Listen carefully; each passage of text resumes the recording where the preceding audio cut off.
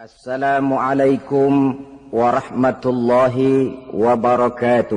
Waalaikumsalam warahmatullahi wabarakatuh. Alhamdulillahillazi ja'ala ramadhana syahra siyama lil mu'minin. Wassalatu wassalamu ala ashrafil anbiya'i wal mursalin sayyidina wa maulana Muhammadin wa ala alihi wa ashabihil mujahidin at-tahirin, amma ba'du. Ma'asyiral muslimin rahimakumullah. Dari jumlah 12 bulan yang ada dalam agama kita, yang dihitung sejak Muharram sampai dengan bulan Zulqa'dah, maka Ramadan mendapat gelar Sayyidus Syuhur. Sayyidus Syuhur artinya raja, penghulu atau tuan dari seluruh bulan. Apa sebabnya maka Ramadan ini dinamakan Sayyidus Syuhur? Sebab yang pertama, Ramadan dipilih oleh Allah menjadi bulan tempat di mana pertama kali diturunkan ayat-ayat suci Al-Quranul Karim. Allah tidak memilih Rabiul Awal, tidak Rajab, tidak pula Sya'ban misalnya, tetapi dipilihnya Ramadan untuk menjadi bulan di mana diturunkan ayat-ayat suci Al-Quranul Karim. Seperti yang dijelaskan dalam surah Al-Baqarah ayat 185, A'udzu billahi minasyaitonir rajim. Syahrul Ramadan allazi unzila fihi al-Qur'an hudan linnasi wa bayyinatin minal huda wal furqan. Bulan Ramadan, bulan di mana diturunkan di dalamnya Al-Qur'anul Karim yang merupakan petunjuk dan jalan menuju petunjuk bagi orang-orang yang beriman. Oleh sebab itu, salah satu bentuk ibadah yang sangat dianjurkan di bulan Ramadan diantaranya ialah memperbanyak membaca ayat-ayat suci Al-Quranul Karim. Yang kedua, Ramadan disebut Sayyidus Syuhur karena di dalamnya ada satu malam yang bobotnya khairun min alfi syahr. Satu malam tetapi lebih baik daripada 1000 bulan. Itu dinamakan dengan Lailatul Qadar. 1000 bulan kira-kira 83 tahun. Nilai ibadah di malam itu lebih baik daripada nilai ibadah 83 tahun. Padahal umur orang sekarang kan jarang yang sampai 83 tahun. Bagaimana ini harus kita pahami?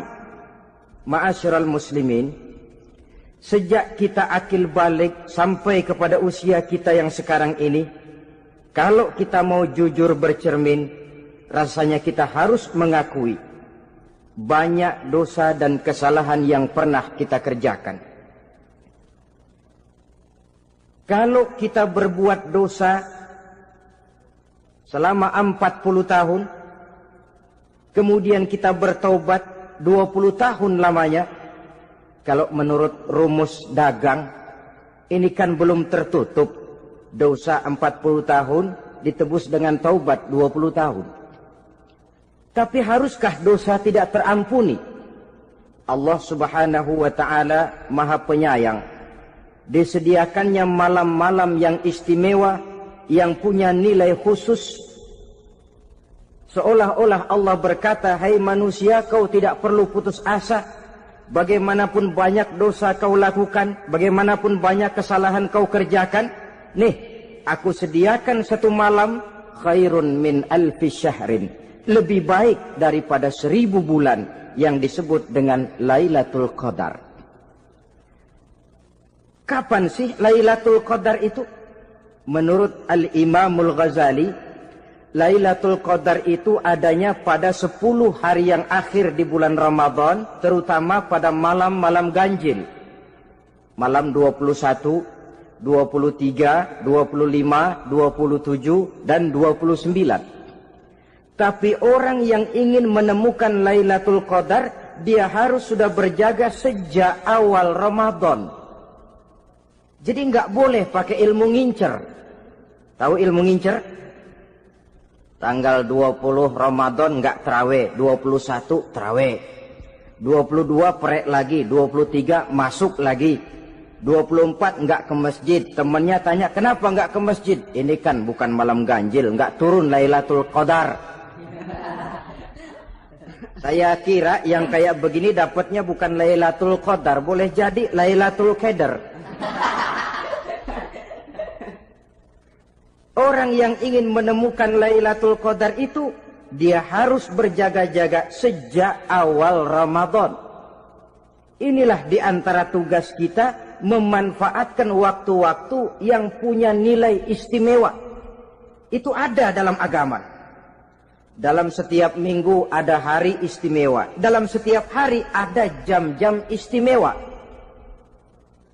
Dalam setiap tahun ada bulan istimewa. Coba, dalam setiap minggu ada hari istimewa, hari Jumat.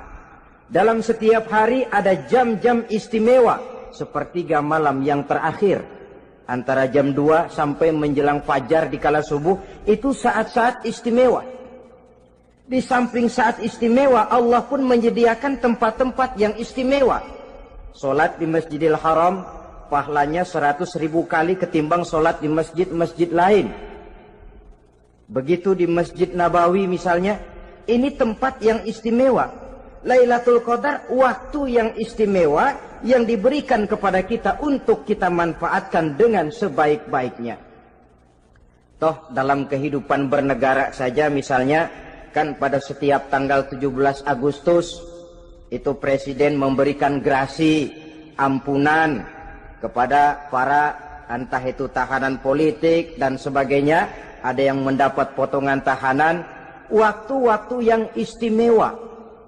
Inilah sebab kedua kenapa Ramadan dinamakan Sayyidus Syuhur. Sebab yang ketiga, Ramadan disebut Sayyidus Syuhur karena di dalamnya nilai kebajikan berlipat ganda adanya. Satu hadis menjelaskan, "Lau ta'lamu ummati ma fi Ramadan, latamannau an takuna as-sanatu kullaha Ramadan." Andai kata umatku tahu keistimewaan apa yang ada di dalam bulan suci Ramadan, niscaya mereka ingin agar sepanjang tahun isinya Ramadan saja. Apa sebabnya? Li'annal hasanata fihi mujtami'atun. Di dalam bulan Ramadan itu berkumpul segala macam kebajikan. Wa ta'atu maqbulatun. Segala perbuatan taat diterima oleh Allah. Wa da'awati mustajabatun. Segala macam doa dan permohonan dikabulkan oleh Allah. Wa dzunuba maghfuratun. Dan segala macam dosa diampuni oleh Allah Subhanahu wa ta'ala. Berlipat gandanya nilai kebajikan yang kita kerjakan di bulan suci Ramadan. Itu sebabnya seorang muslim dalam menyambut bulan suci Ramadan penuh dengan sikap kegembiraan. Kata baginda Nabi, "Man fariha bidukhuli Ramadan, haramallahu jasadahu 'alan niran." Siapa orang yang gembira dengan datangnya bulan suci Ramadan, Allah haramkan badannya dari api neraka. Gembira menyambut Ramadan artinya bagaimana? Apa Ramadan datang terus bakar petasan? Bukan. Pukul beduk? Bukan. Apa gunanya pukul beduk kalau nggak puasa? Apa gunanya bakar mercon kalau tidak melaksanakan ibadah di bulan suci Ramadan? Gembira menyambut datangnya Ramadan dalam arti mempersiapkan diri untuk melaksanakan ibadah dengan sebaik-baiknya di bulan suci Ramadan ini. Ma'asyiral muslimin rahimakumullah. Yang terakhir, kenapa Ramadan disebut Sayyidus Syuhur? Karena di dalam bulan suci Ramadan ada perintah melaksanakan ibadah puasa. Apa istimewanya ibadah puasa? Pertama, yang dipanggil untuk melaksanakan puasa itu iman. Ini panggilan istimewa.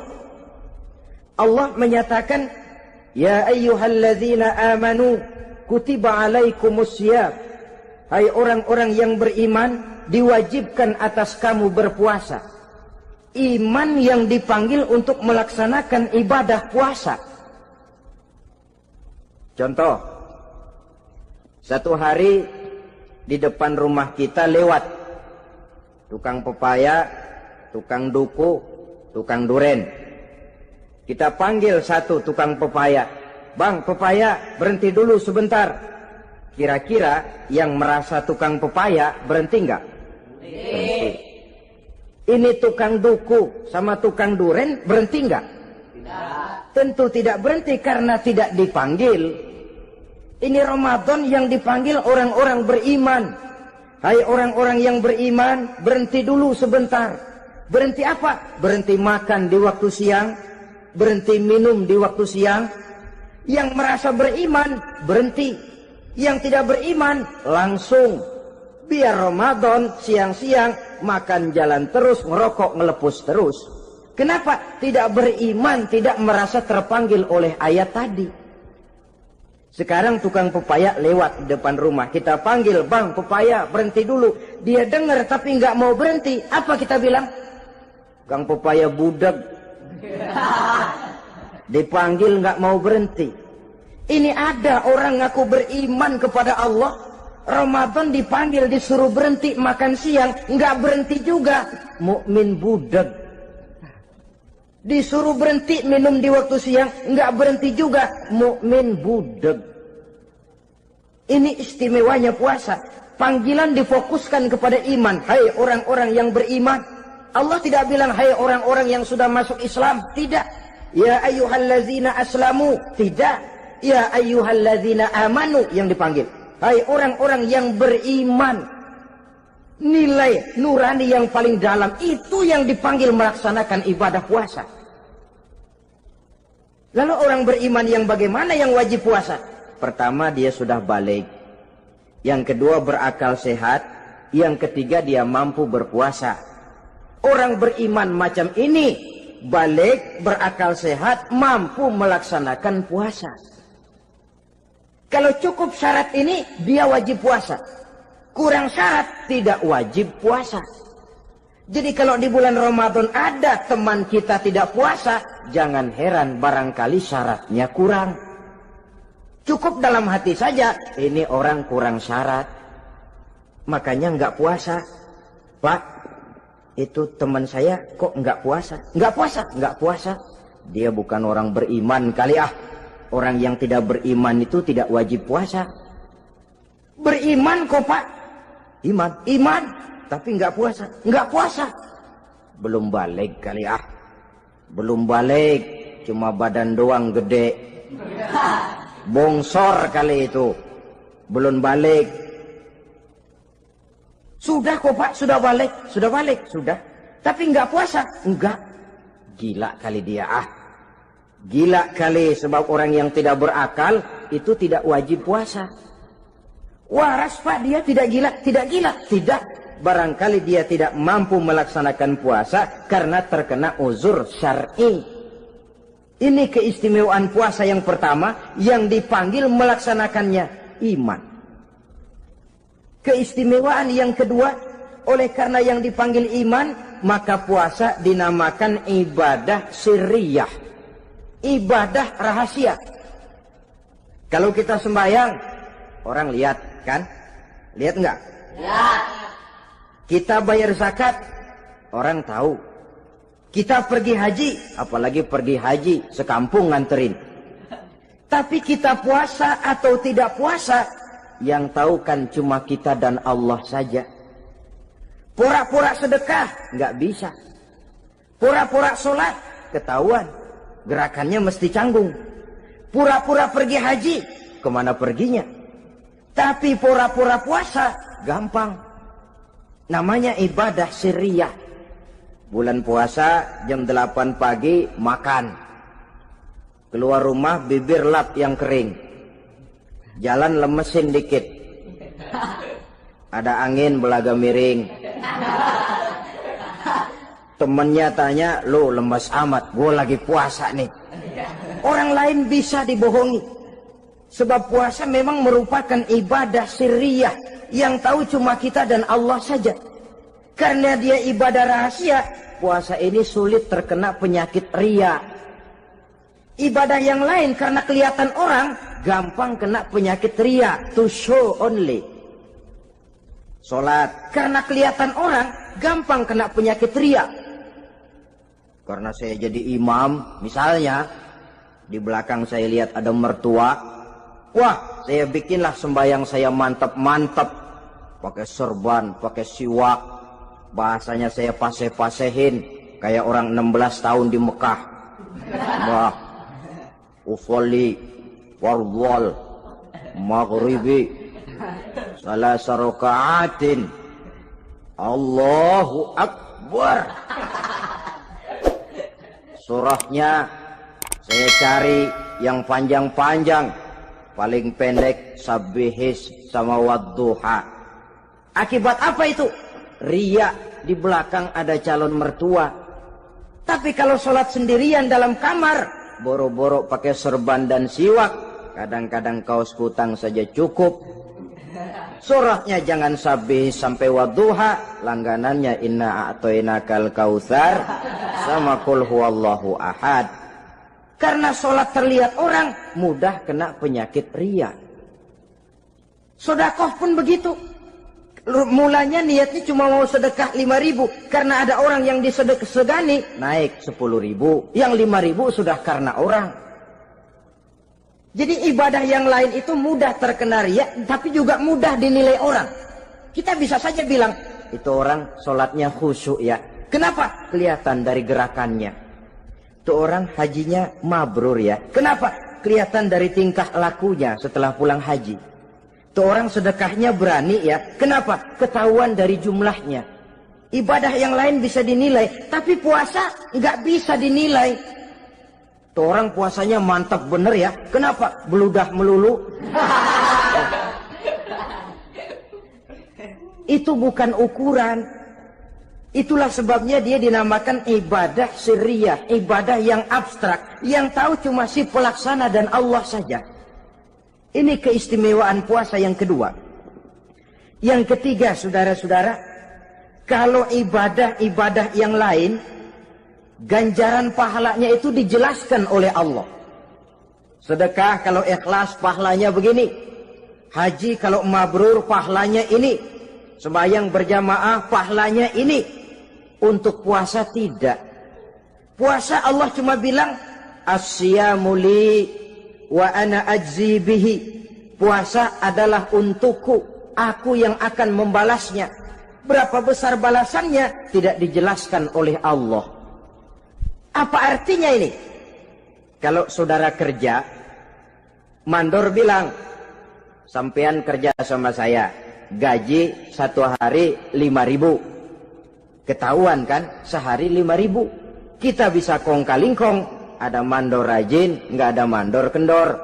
Pokoknya sehari 5.000. Tapi kalau mandor cuma bilang, kau kerja sama aku, soal gajimu nanti aku yang atur. Tidak dijelaskan berapanya, nanti aku yang atur. Ini kan mestinya kita kerja hati-hati. Sebab apa? Mungkin gaji kita lebih besar dari jumlah 5.000 kalau kerjaan memuaskan. Mungkin tidak digaji sama sekali kalau kerjaan berantakan. Tidak dijelaskannya pahala puasa menjadi sugesti bagi kita untuk melaksanakan ibadah ini dengan sebaik-baiknya. Mungkin gaji sangat besar, mungkin tidak digaji sama sekali.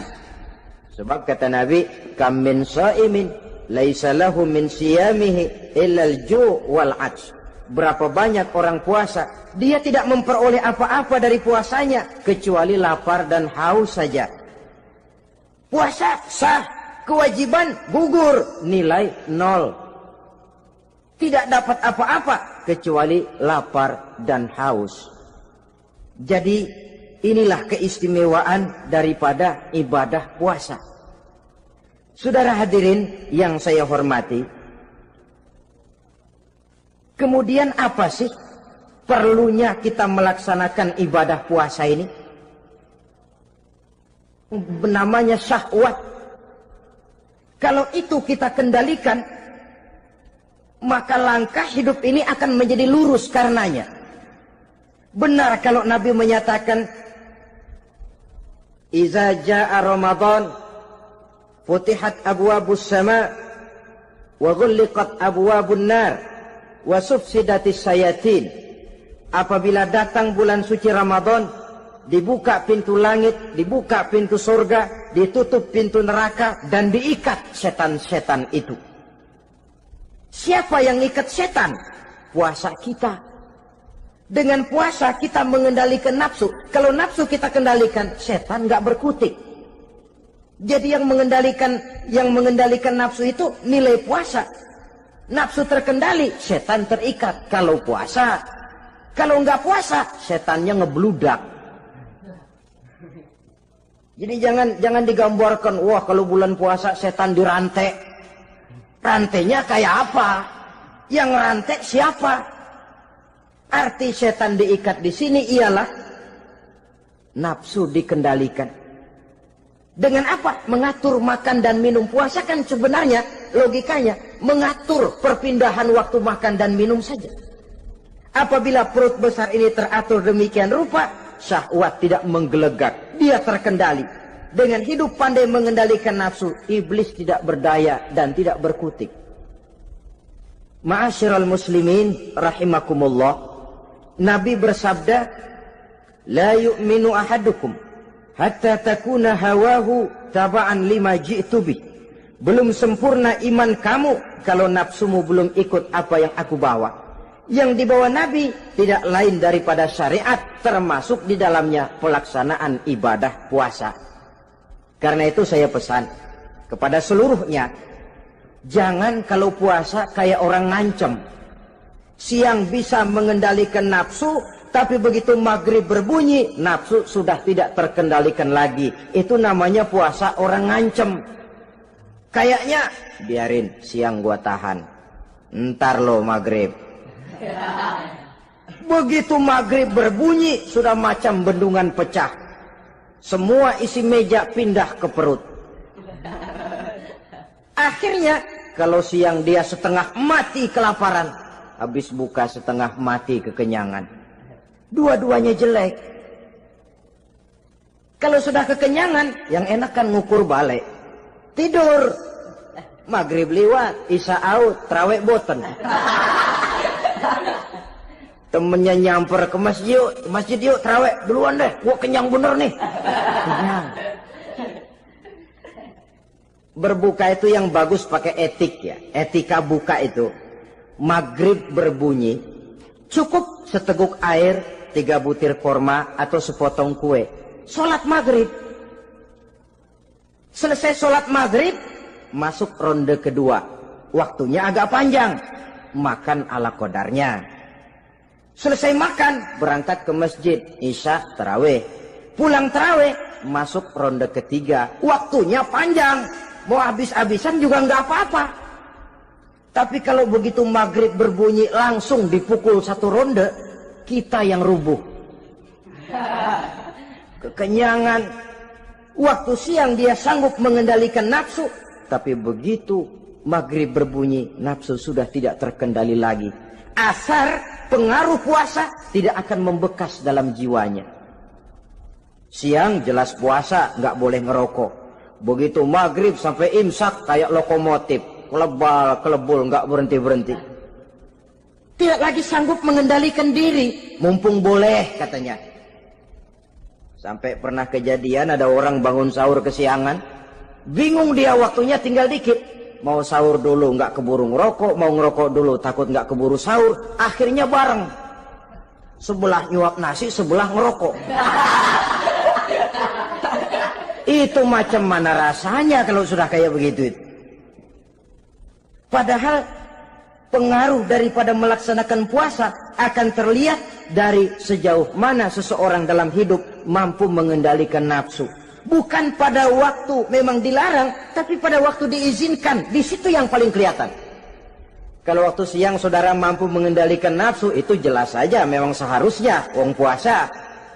Malam dalam keadaan makan boleh, minum boleh, masih mampu mengendalikan nafsu, dalam arti makan dan minum pada batas yang wajar saja.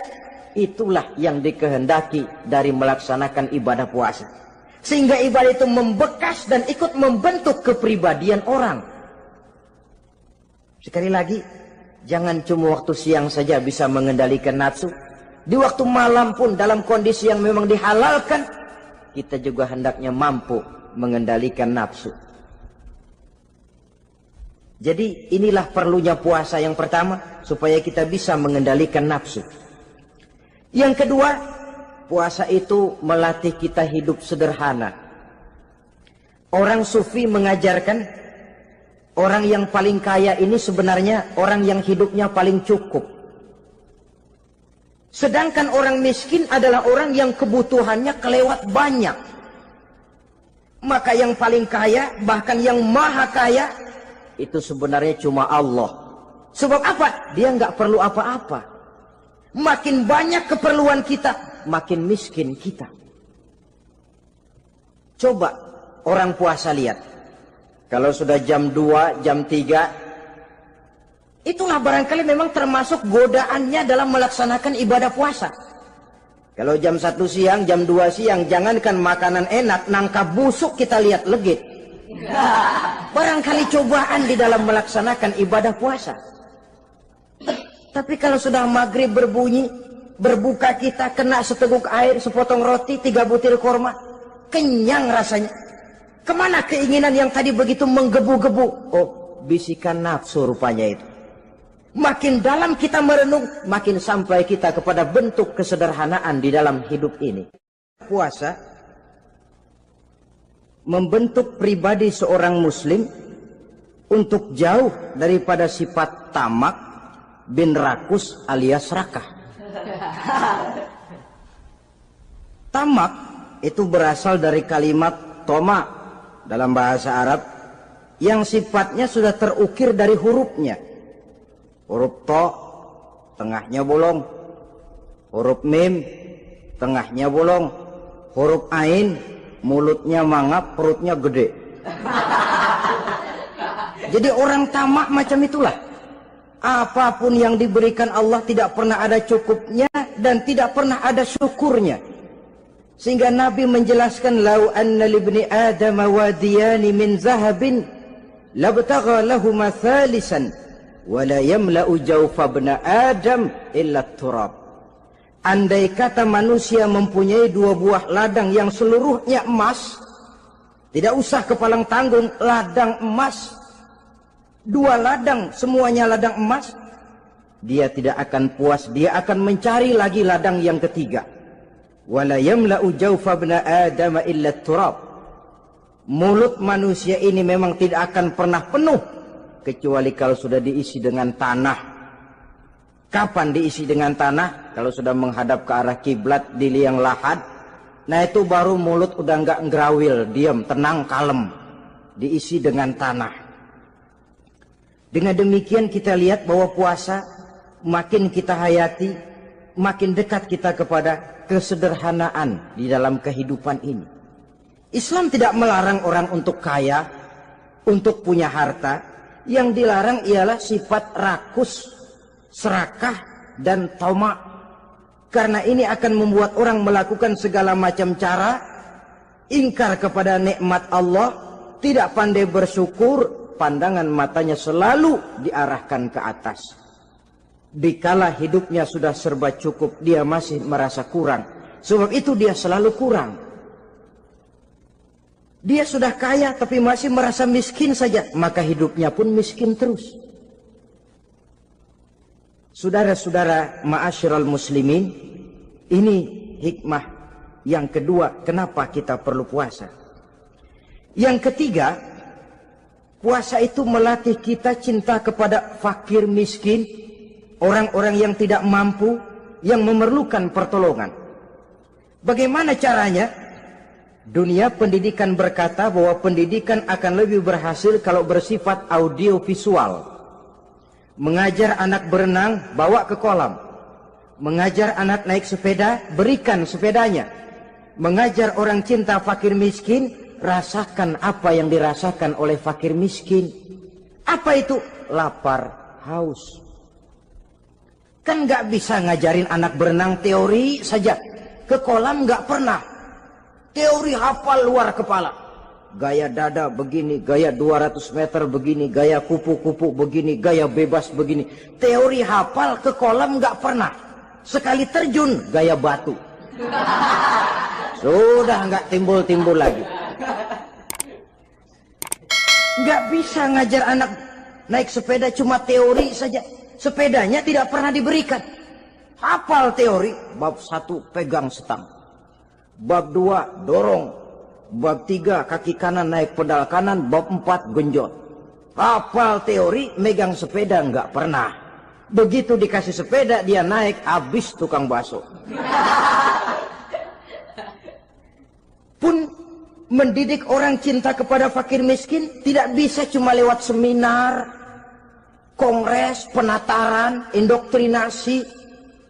Diadakan simposium, seminar, diskusi supaya orang cinta kepada fakir miskin, tapi yang bicara orang kenyang semua. Bagaimana hati ini mau peka? Islam itu nggak usah banyak teori lah. Rasakan saja lapar, haus, enak nggak? Kalau kau tahu lapar dan haus tidak enak, kau lapar haus cuma sebentar. Habis maghrib, laparmu hilang, hausmu hilang. Bagaimana saudara-saudaramu muslimin yang terkapar di kolong-kolong jembatan? Yatim piatu yang hidup terlunta-lunta. Perempuan-perempuan tua hidup miskin, anak pun banyak perlu uluran tangan. Lapangan kerja sulit, persaingan hidup makin tajam. Meringkuk mereka di sudut-sudut kehidupan. Beratap langit, beralas bumi, tanpa tahu kapan hidup dan nasibnya akan berubah. Di situ pekalah hati untuk hidup tidak cuma buat kepentingan diri dan perut sendiri saja, tapi mampu memberikan pertolongan sesuai dengan kemampuan kepada mereka yang memang memerlukan. Sebuah hadis menyatakan, irhamu ahlal ardi yarhamkum man fis sama. Sayangilah apa yang ada di permukaan bumi, nanti yang di langit akan sayang kepadamu. Si kaya sayang kepada yang miskin lalu menolongnya. Yang alim sayang kepada yang awam lalu membimbingnya. Yang pemimpin sayang kepada rakyat lalu melindunginya. Yang di langit akan sayang kepada kita, akan turun rahmah berlimpah, akan tercipta keberkahan dan ketenangan dalam hidup. Tapi kalau sebaliknya, yang kaya malah nyantap yang miskin, yang pemimpin malah menggilas yang rakyat, yang alim malah membodoh-bodohi orang yang memang sudah bodoh, akan terwujudlah malapetaka. Bukan rahmah yang turun dari langit, tapi azab akan menimpa kita semua. Orang yang menghayati lapar, menghayati haus, akan timbul kepekaan sosial. Hidup tidak cuma untuk diri sendiri saja, tapi mampu melihat lingkungannya. Yang keempat, kita perlu puasa untuk menumbuhkan sifat jujur dan disiplin. Coba lihat, kalau tengah hari bulan puasa, andai kata saudara masuk ke dalam kamar seorang diri, saudara kunci dari luar, lalu saudara makan, tidak seorang pun tahu. Tapi kenapa itu tidak kita lakukan? Ada semacam perasaan malu. Malu kepada Allah. Iya, orang lain tidak tahu. Iya, manusia bisa saya bohongi, tapi Allah. Atau umpamanya waktu sholat zuhur, saudara sholat zuhur di masjid, umpama ketika ngambil air wudhu, giliran ke kemur, saudara korupsi dikit aja, telan. Yang Nabi sumu tasihhu, berpuasalah kamu, badanmu akan sehat. Sebab apa? Saya katakan tadi, semua energi dihasilkan dari perut besar sini. Itu makanan yang kita makan, mulai dari keju sampai singkong, mulai dari hamburger sampai combro, masuk perut besar, digiling, lalu ditransfer ke seluruh tubuh oleh perut besar ini. Mekanisme kerjanya persis pabrik besar yang kalau kita hayati, Allahu Akbar, Fatabarakallah ahsanul khaliqin. Ini tangan supaya kuat kerja perlu vitamin apa? Kirim ke tangan. Mata supaya awas perlu vitamin apa? Kirim ke mata. Bibir supaya nggak pecah perlu vitamin apa? Kirim ke bibir. Oleh perut besar ditransfer ke seluruh tubuh. Sisanya yang nggak perlu keluar jalan belakang. Kalau perut besar ini terus-menerus bekerja, ibarat mesin diporsir, dia akan cepat rusak. Maka datang bulan Ramadan, perut besar itu jangan terlalu diporsir. Diberikan tenggang waktu istirahat. Sehingga Nabi memberikan jaminan sumu tasihhu. Berpuasalah kamu, pasti kamu akan sehat. Buktinya, orang mati kelaparan banyak, tapi yang mati karena puasa, kalau puasanya betul, nggak ada. Maka Islam itu agama yang sesuai dengan fitrah ya. Buktinya apa? Puasa wisol itu bukan saja tidak boleh, tapi haram. Puasa wisol artinya puasa nyambung. Dari pagi sampai maghrib, sampai malam, sampai besok pagi lagi terus-terusan puasa, haram. Karena itu bertentangan dengan fitrah. Islam tidak cukup dari waktu imsak sampai datang waktu maghrib. Kenapa? Menurut perhitungan itu sesuai dengan daya kemampuan maksimal manusia. Sudah diukur itu. Allah yang bikin manusia kok. Jadi kalau Allah perintah puasa, itu sudah dalam kemampuan daya tampung dari kapasitas yang dimiliki manusia. Orang mati kelaparan banyak, yang mati karena puasa nggak ada. Belum pernah saya dengar ada warta berita, sari berita-berita penting dalam siaran ini, gara-gara bulan puasa orang Islam pada mati. Nggak ada. Yang mati kelaparan banyak, tapi yang mati karena puasa tidak ada. Nabi menjamin sumu tasihhu. Berpuasalah kamu, pasti badanmu akan sehat. Ma'asyiral muslimin, kalau sudah tahu kita apa perlunya kita berpuasa, pembicaraan akan saya lanjutkan bagaimana seharusnya kita puasa. Puasa yang ideal itu yang bagaimana? Al-Imamul Ghazali menjelaskan, orang yang puasa itu ada 3 macam. Pertama, saumul awam. Puasanya orang kebanyakan. Orang macam ini merasa sudah puasa asal tidak makan, tidak minum. Puasa sudah. Pokoknya tidak makan, tidak minum, itulah puasa.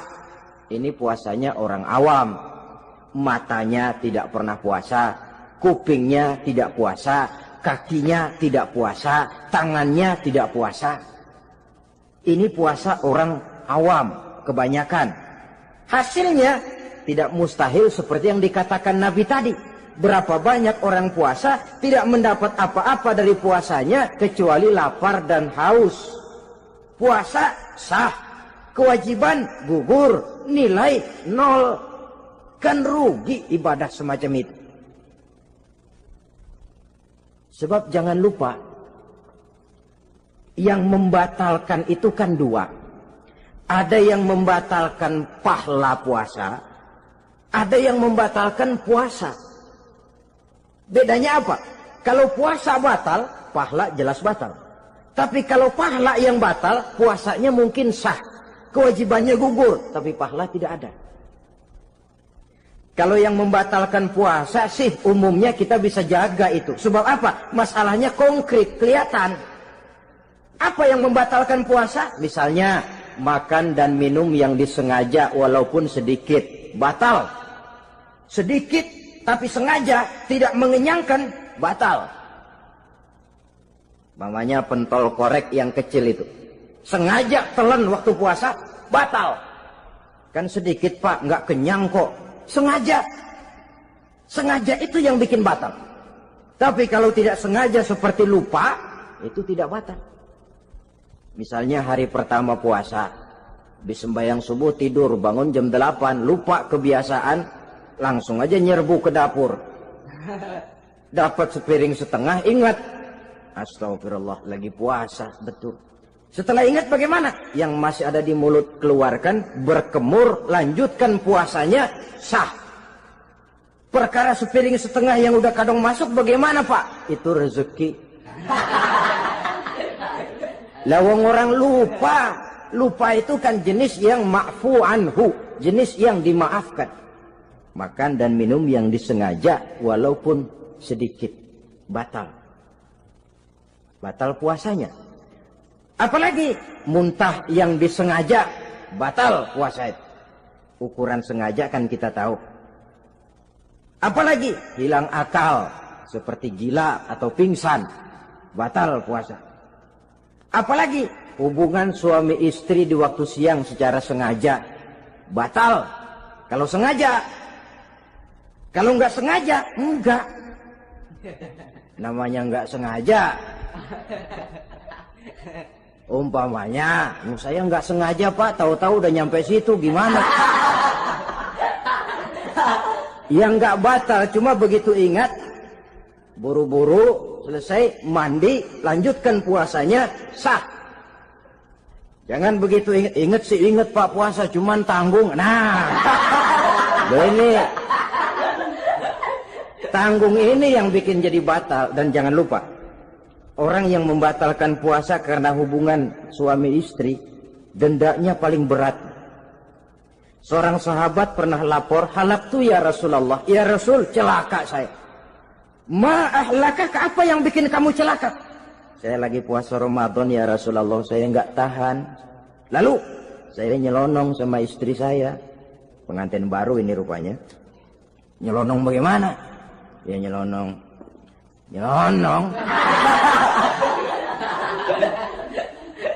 Melanggar dia, tapi jujur, lapor. Kata Rasul, ya sudah, bayar dendanya. Dendanya apa ya Rasulullah? Bebaskan budak.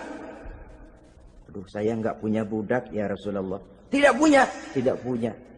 Puasa 2 bulan berturut-turut, tidak boleh diselang-seling. Syahraini mutatabi'aini, 2 bulan berturut-turut, tidak boleh diselang-seling. Gimana? Sanggup puasa 2 bulan berturut-turut? Enggak kuat ya Rasulullah. Enggak kuat? Enggak kuat. Ramadan yang sebulan aja saya nyelonong, apalagi 2 bulan.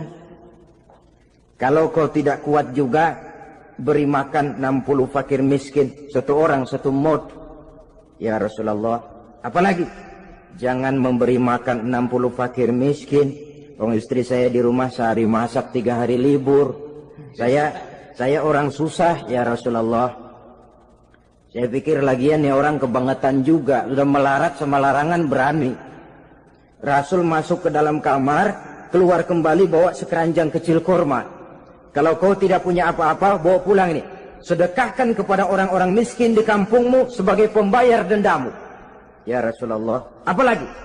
Di kampung saya itu yang paling miskin saya. Waduh, rusak bener ini orang.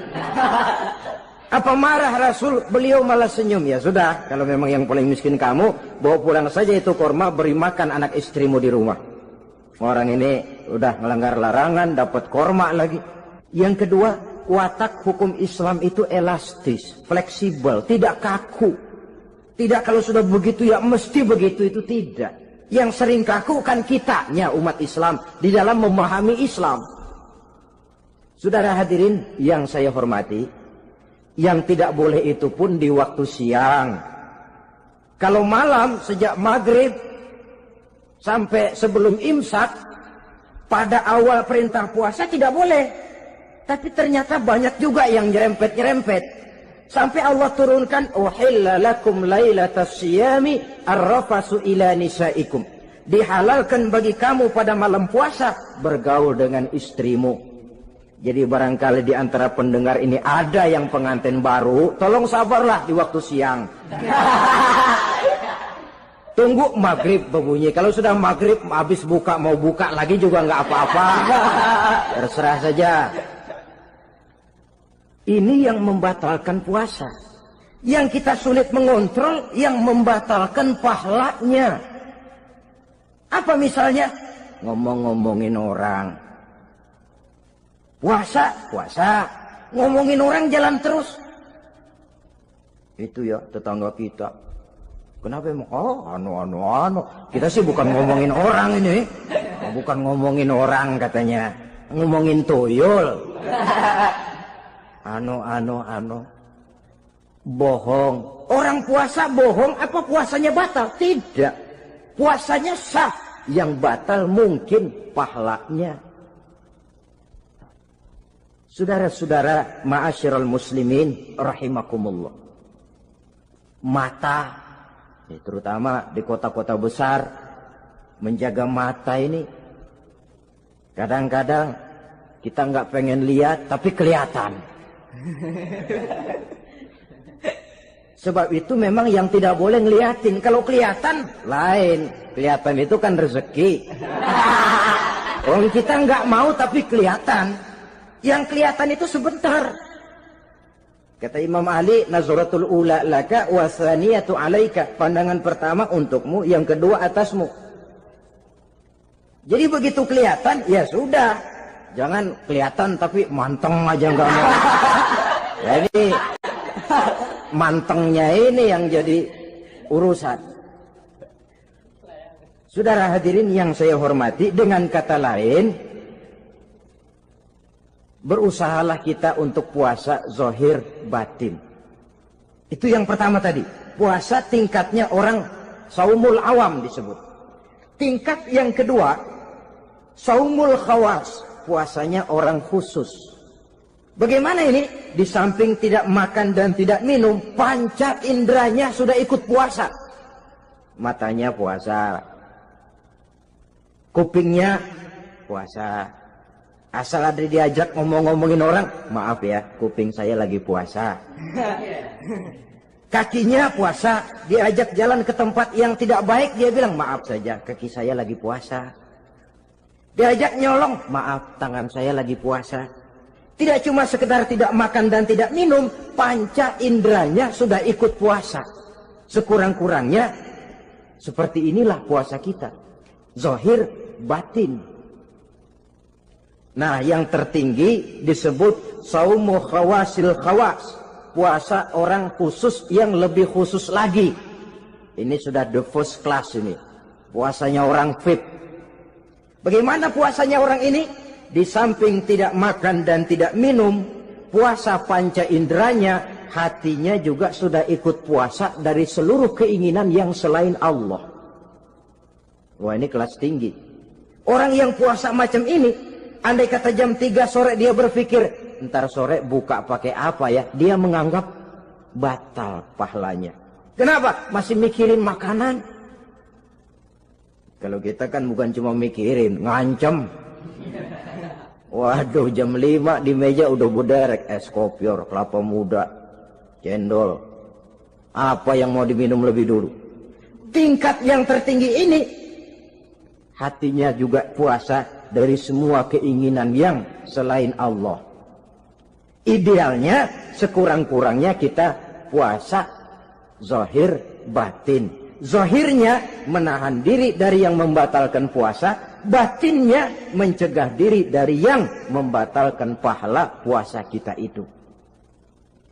Ma'asyiral muslimin rahimakumullah.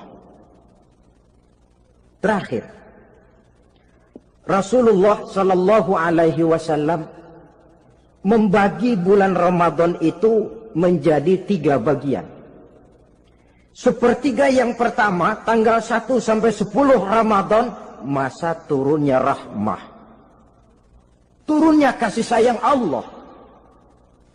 Kalau istilah sepak bola, tanggal 1 sampai 10 Ramadan ini disebut babak semifinal. Babak penyisihan. Sepak bola itu kalau baru tingkat babak penyisihan, pesertanya banyak. Seluruh kesebelasan turun bertanding. Babak penyisihan. Ramadan tanggal 1 sampai 10, babak penyisihan. Putaran pertama. Pasaran puasa rame. Masjid musola full house. Meledak, tidak sanggup menampung jamaah yang tarawih itu. Yang tadarus meriah. Kenapa? Maklum babak penyisihan. Seluruh kesebelasan turun bertanding. Tanggal 1 sampai tanggal 10 Ramadan.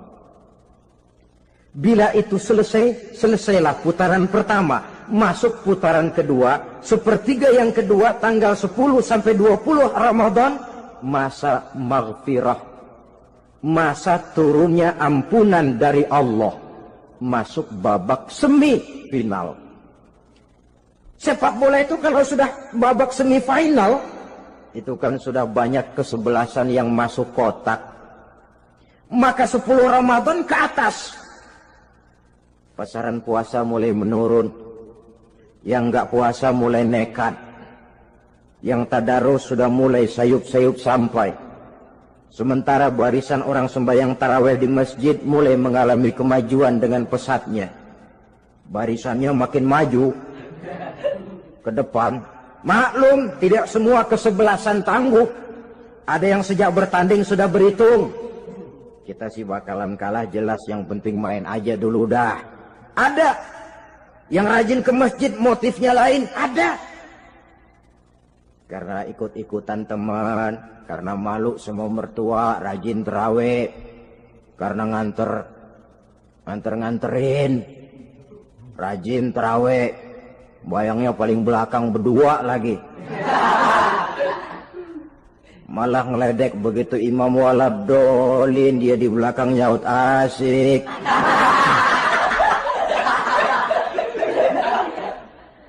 Yang kayak begini ini sudah nggak bakal tahan lama. Akan gugur di babak semifinal. Puncaknya, putaran terakhir, tanggal 20 sampai akhir Ramadan, masa itkun minan nar, masa pembebasan dari api neraka. Masuk babak final. Kalau sudah babak final, ya pesertanya nggak banyak sudah. Ramadan tanggal 20 ke atas babak final. Pesertanya nggak banyak. Sebab apa? 20 Ramadan ke atas pikiran orang sudah bercabang itu. Yang punya kampung sudah siap-siap mau pulang mudik. Lebaran di buah kampung. Puasa kayak enggak, yang penting pokoknya lebaran. Yang pegawai negeri gajinya kecil, anaknya banyak, palanya ngebet. Yang belum punya sepatu, belum punya baju, macam-macam problem, sehingga konsentrasi ibadah menurun. Padahal Nabi sangat menganjurkan tingkatkan ibadah, la siyama fi ashril awakhir, lebih-lebih pada hari 10 yang akhir, tanggal 20 sampai akhir Ramadan. Di situ dianjurkan memperbanyak ibadah, i'tikaf, tarawih, tadarus Quran, bersedekah, amalan-amalan sunnah yang sangat dianjurkan di bulan suci Ramadan ini. Nah, mereka yang keluar sebagai finalis Ramadan, Allah Subhanahu wa ta'ala berkenan memberikan piagam penghargaan. Di atas piagam itu tertulis dengan nyata, ghufira lahu ma taqaddama min zambihi. Pemegang piagam ini dinyatakan keluar sebagai finalis Ramadan. Kepadanya diberikan penghargaan dengan jaminan ampun terhadap seluruh dosa yang pernah dia kerjakan. Sehingga dia keluar Ramadan, masuk 1 Syawal, seperti bayi baru dilahirkan oleh ibunya. Bersih tanpa dosa, karena sudah dibersihkan oleh ibadah Ramadan.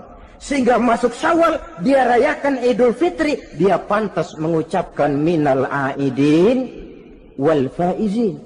Minal aidin artinya, semoga kita termasuk orang yang kembali. Kembali kemana? Kembali kepada fitrah. Seperti bayi baru dilahirkan oleh ibunya.